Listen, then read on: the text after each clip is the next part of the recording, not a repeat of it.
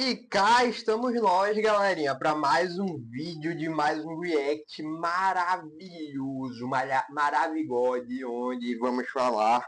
Eu espero que esse microfone não descarregue, eu botei para carregar dessa vez. Nós estamos aqui para mais um react maravilhoso, onde vamos reagir a alguns vídeos, a uns vídeos bem tops, por sinal. Eu vi alguns, outros eu não vi, mas vamos tentar aqui destrinchar e tentar acrescentar teologicamente aqui para vocês. Isso daqui basicamente é a cópia do Teólogos do Twitter, lá do Iago Martins, de vários reacts que tem por aí, com o Vitor Fontana e tal, e a gente vai acrescentar alguma coisa teologicamente aqui na minha visão, e eu espero ajudar vocês a entender algumas coisas que estão acontecendo aí na internet. Show? E, bom, para quem não me conhece, me chamo Igor e estamos juntasso, sou curioso em teologia e vamos embora. Engraçado que o pessoal gosta de me botar para reagir coisa dos católicos. Pô. O pessoal adora me botar para reagir coisa dos católicos e vamos lá, vamos lá. Tá com o som ativado aqui para vocês escutarem? Vou ativar aqui o som para vocês. Agora vai. Nossa Senhora manda em Deus e Deus faz o que ela quer, faz a vontade dela, porque a vontade de Nossa Senhora é sempre a vontade de Deus. Ela tem esse poder de fazer com que Deus faça o quê? O que ela quer. Ela de tal maneira se identificou com Deus que ela não quer outra coisa que Deus não quer. Então, se ela pede algo a Deus, é aquilo que Deus está querendo, que a vontade dela é a vontade de Deus. Então, nós vemos que é uma tal união entre Nossa Senhora, criatura mais perfeita, e Deus, que ambos querem a luz. Nossa Senhora. Ô, rapaziada, com sinceridade, assim, tem alguma diferença entre isso e o negócio da confissão positiva? Porque o pessoal lá da confissão positiva fala a mesma coisa. Sabe por que você declara e Deus vai realizar? Porque o que você declara já é a vontade de Deus. Tem alguma diferença prática? A diferença aqui, isso daqui dos católicos é para Maria, que é uma humana normal, que sim, foi a mãe de Deus. Eu gosto desse termo, Theotokos. Eu não tenho nada contra esse termo, é um termo bastante certo, porque o Cristo, Jesus, é o Deus Filho que veio à Terra, Deus verdadeiro de Deus verdadeiro. Porém, ela não é mais especial, ela não é o ser humano mais diferente, foi pecadora, que reconheceu Jesus Cristo como seu Salvador. Show, aí o pessoal fica botando, Maria faz a vontade, manda em Deus, porque a vontade de Deus é a vontade de Maria. Não, não, não, não. Na prática, isso daqui eu vou falar com muita segurança, não tem diferença entre a hiperdulia que se dá a Maria, não tem diferença da dulia, que é a veneração para os outros santos católicos e os patriarcas da história da igreja. Não tem diferença prática entre hiperdulia e dulia para idolatria. Show, não tem diferença prática. Se você pegar um papelzinho, dividir no meio o que é veneração, barra, dulia, hiperdulia, e do outro lado idolatria, vai dar no cheque em 90% das coisas. Talvez mude uma ou outra coisa, porque o pessoal diz que para ser a latria, que para ser a adoração, para ser a veneração, tem que ter o sacrifício, mas não é bem assim que funciona, rapaz. Enfim, não tem diferença prática nenhuma. Enfim, vamos pro próximo vídeo. Ficou tudo preto. Por que ficou tudo preto? Porque católico de novo, meu velho. Pessoal, pior que o pessoal curte. Moisés se afasta por 5 minutos. Hebreus. Olhe para ela. E consagre o seu coração a ela. Olhe para ela. Consagre o seu coração para ela. Não tem diferença prática, já falei para você, eu não vou nem me atentar a isso, não tem diferença prática entre hiperdulia e idolatria, não tem. Show, não tem. Pro próximo. Exalta-se. Eu que é cheio de texto aqui em casa, acho que tem um texto na porta do quarto da minha mãe. É legal, eu tenho um santo, uma pessoa, um cristão, um católico antigo que foi a pessoa que inventou o texto, entre aspas, para fazer a reza de Maria e mais o Pai Nosso que estás no céu. Que eu me lembro a história é mais ou menos essa. Eu sabia melhor, mas hoje fugiu muito da cabeça, aí vai, a reza do texto. O que isso daqui quer dizer? O JP Maia curtiu, então eu acho que não é a favor da reza do texto. Que a oração do terço está na Bíblia? Sério? Na onde? Em Lucas 1:28, o anjo disse: Ave cheia de graça, o Senhor é contigo. Ah, sim. Mas o versículo 29 diz que o anjo deu uma saudação a Maria e não que ele fez uma oração a ela. Aliás, você sabia que a segunda parte da reza, onde é dito Santa Maria, Mãe de Deus, rogai por nós, não está na Bíblia nem em forma de saudação? Como assim? Essa parte só foi acrescentada 1400 anos depois de Cristo e só foi oficializada pelo Papa Pio V depois do ano 1500. E como os primeiros cristãos oravam então? Da forma como Jesus ensinou. Em João 14:13 ele disse: tudo o que vocês pedirem ao Pai em meu nome, isso farei. Porque Jesus é o nosso intercessor e não Maria. Conforme Romanos 8:34, é Cristo Jesus quem morreu, ressuscitou dentre os mortos e está agora à direita de Deus, intercedendo por nós. Eu sou um ex-pregador católico e me siga para mais conteúdos. Rapaziada, é aquele negócio que eu digo, primeiramente bater palmas aqui pro cidadão, eu vi que tava dando uns erros aqui no microfone, de tipo, aqui tá captando o áudio do computador, não sei como ficou os outros dois, mas vou tentar dar uma resolvida durante aqui o vídeo, mas no geral, é bem isso, rapaziada, é muito isso. Você joga uma Bíblia em um católico, ele corre. A única regra de fé e prática, infalibilidade é na Bíblia e não uma ordem papal de sucessão apostólica. Isso não está na Bíblia. Show? O só na Escritura a própria Bíblia defende. A sucessão apostólica não tem na Bíblia. Não tem aí que eu mesclando dizendo que é tradição e tudo mais. Mas por isso um dos motivos que o catolicismo não é mais o cristianismo como antes. Porque uma das bases do cristianismo é o só na escritura. Show? Mas basicamente é isso. Eles dizem, pegam trechos na Bíblia, a mesma coisa a oração da Virgem Maria. A, a bendita é tudo entre as mulheres. Pegam trechos isolados e dizem, isso daqui é a oração a Maria. E fazem uma exegese, colocam coisa no texto e não uma exegese textual.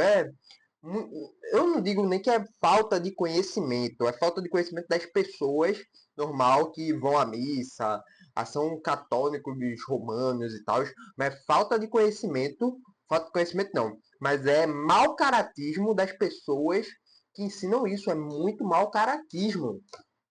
Ai, ai, meu pai, eu mereço um negócio desse.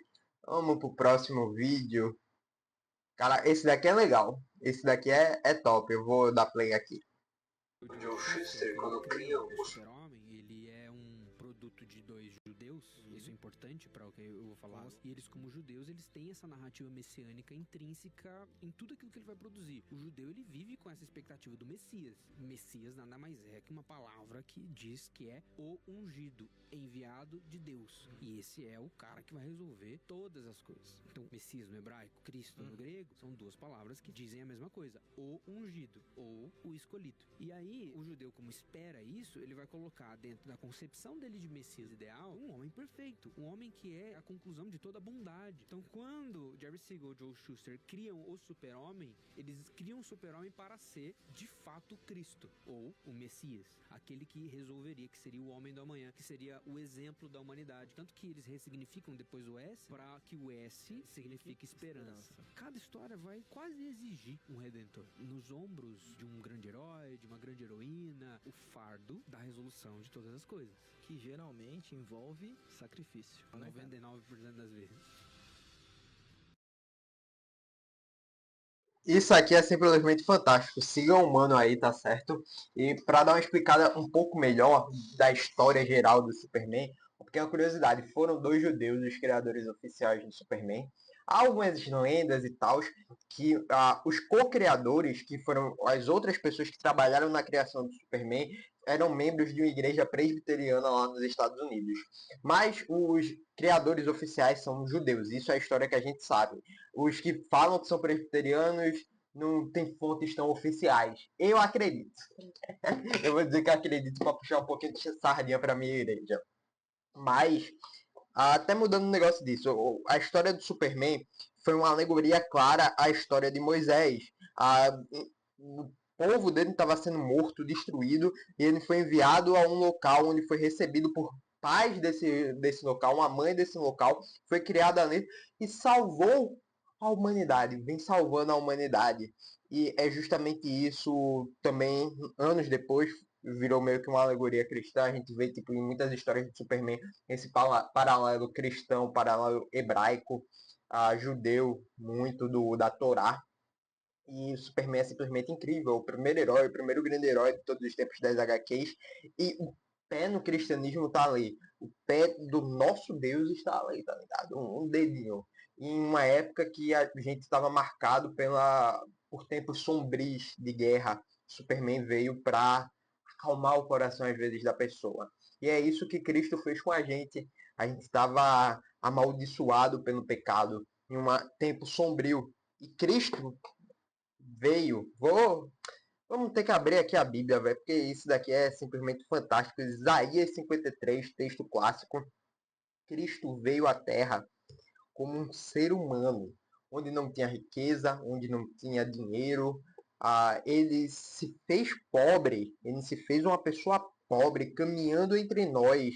Ele não usurpou ser igual a Deus para se sacrificar por nós. Isaías 53, o clássico. Vamos ler aqui. Vou ler os 12 versículos. Show? Quem creu em nossa pregação e a quem foi revelado o braço do Senhor, porque foi subindo como um renovo diante dele e como raiz de uma terra seca. Não tinha boa aparência e nem formosura. Olhamos para ele, mas não havia nenhuma beleza que nos agradasse. Era desprezado e o mais rejeitado entre os homens. Homem de dores e que sabe o que é padecer. E como cadê que eu perdi? E como um de quem os homens escondem o rosto, era desprezado, e dele não fizemos caso. Certamente ele tomou sobre si as nossas enfermidades e as nossas dores, e levou sobre si. E nós o considerávamos como aflito, ferido de Deus e oprimido, mas ele foi transpassado por causa das nossas transgressões, esmagado por causa das nossas iniquidades. O castigo que nos traz a paz estava sobre ele, e pelas suas feridas fomos sarados. Todos nós andávamos desgarrados como ovelhas, cada uma se desviava pelo seu próprio caminho, mas o Senhor fez cair sobre ele a iniquidade de todos nós. Ele foi oprimido e humilhado, mas não abriu a boca. Como um cordeiro foi levado ao matadouro, e como ovelha muda diante dos seus tosqueadores, ele não abriu a boca. Pela opressão e pelo juízo ele foi levado, e de linhagem quem se procedeu com ela, porque ele foi cortado da terra dos viventes, foi ferido por causa da transgressão do meu povo. Designaram-lhe a sepultura com os ímpios, mas com o rico esteve na sua morte, embora não tivesse feito injustiça e nenhum engano fosse encontrado em sua boca. Todavia, ao Senhor agradou esmagá-lo, fazendo-o sofrer. Quando ele der a sua alma como oferta pelo pecado, verá a sua posteridade e prolongará os seus dias, e a vontade do Senhor prosperará nas suas mãos.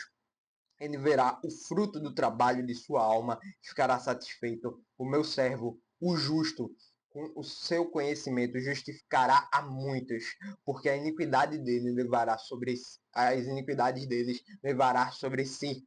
Por isso eu lhe darei a sua parte com os grandes e com os poderosos. Ele repartirá o desejo, pois derramou a sua alma na morte e foi contado com os transgressores. Contudo, levou sobre si o pecado de muitos e pelos transgressores intercedeu. Isso daqui é muito poderoso, um texto claro, uma analogia, uma profecia sobre o que vinha acontecendo sobre Jesus. Nele não tinha qualquer beleza, não tinha qualquer poder, e ele morreu pelos nossos pecados.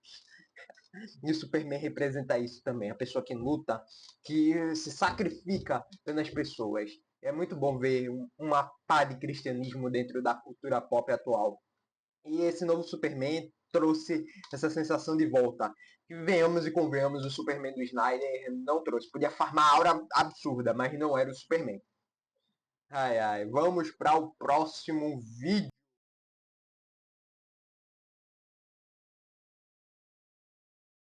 Como é que você chama? Augusto. Você é cristão? Sou? Acredita em Deus de Abraão, Isaac e Jacó? Sim. Se você morrer hoje, você vai para o céu ou para o inferno? Eu tenho convicção de que eu vou para o céu. Como é que pode ter certeza da salvação? É porque a salvação não está baseada naquilo que eu sou ou que eu faço, mas na graça e na misericórdia de Deus que me perdoa gratuitamente com base no que Cristo fez. Tem gente que diz que está salvo e vive uma vida libertina, vive uma vida no pecado. O salvo que pensa assim, já estou salvo, vou viver uma vida no pecado, esse é salvo de verdade? Não, porque quando a gente fala em ser salvo, a gente fala em ser salvo da culpa do pecado, do poder do pecado, do domínio do pecado e, finalmente, da presença do pecado quando Cristo vier. Então, a salvação é bem mais ampla do que só perdão de pecados. E eu lembro sempre também de 1 João, o apóstolo, que disse que quem conhece a Deus não vive pecando. E quem vive pecando não conhece a Deus, nem nunca o conheceu.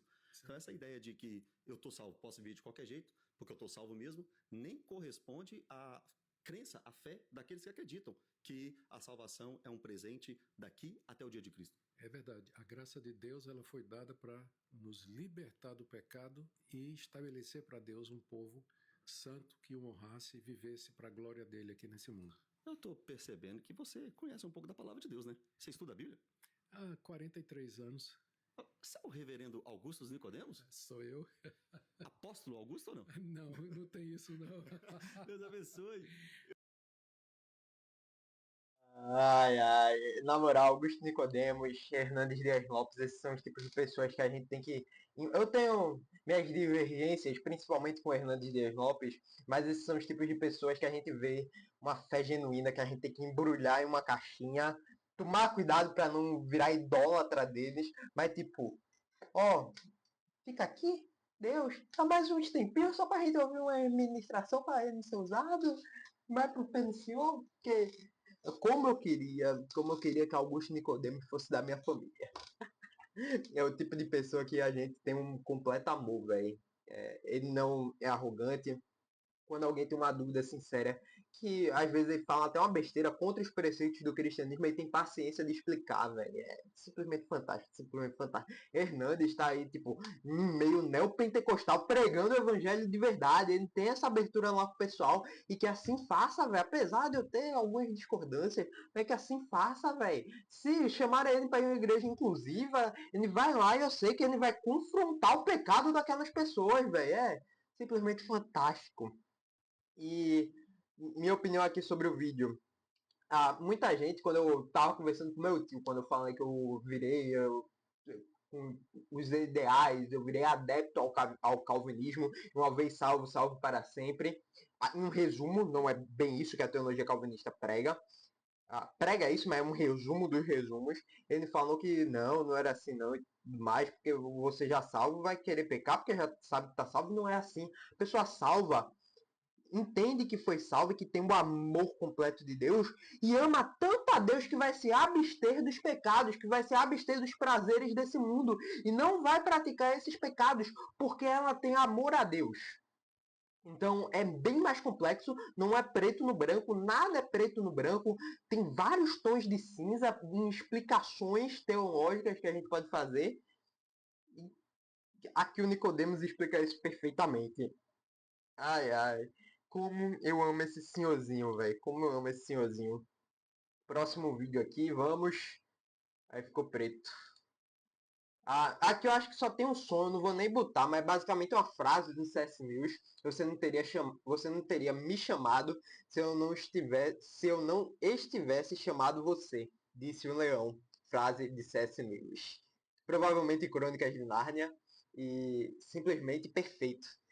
Não sei qual a teologia que o Lewis era adepto, eu sei que ele cria no livre-arbítrio, como a gente vê no livro Cristianismo Puro e Simples, mas eu não sei se ele tinha essa de tipo, o Senhor que chama para salvação e tudo mais, não sei. Provavelmente ele é voltado mais para o arminianismo, ele era anglicano, não sei, simplesmente não sei. Mas basicamente é isso. A gente só vai até Deus porque Deus nos chama. E a gente tem uma fé, já ligando com o vídeo do Augusto Nicodemos, a gente entende que aquele que começou a boa obra é fiel para cumprir. Aquele que começou a obra da salvação no nosso coração por meio do Espírito Santo, esse é fiel para cumprir a obra perfeita, nos salvar completamente. E eu recomendo, leiam Lewis. A gente tem as divergências teológicas. Eu tenho um preconceito absurdo contra ele, mas simplesmente genial. Eu estou terminando um livro que é Deuses Romanos e outras mitologias. Assim que eu acabar ele, eu vou ler A Abolição do Homem de Lewis. Ai, ai, vamos pro próximo. E carregando aqui, rapaz. Por que é isso aí, rapaz? Vamos lá. Jesus quer uma casa cheia. Aqui vai estar com a música do Aue, do Coletivo Candeeiro. Jesus quer a casa cheia daqueles que costumam deixar do lado de fora. Provavelmente alguém levando a cesta básica e o pessoal abraçando, levando alimento para classe C e classe D. E basicamente é isso que a música do Aue representa, pô. Que antes o céu era fechado, que as pessoas fechavam, levando cesta básica. O céu era meio que fechado, as pessoas não levavam alimentos, não levavam a fé para esses grupos.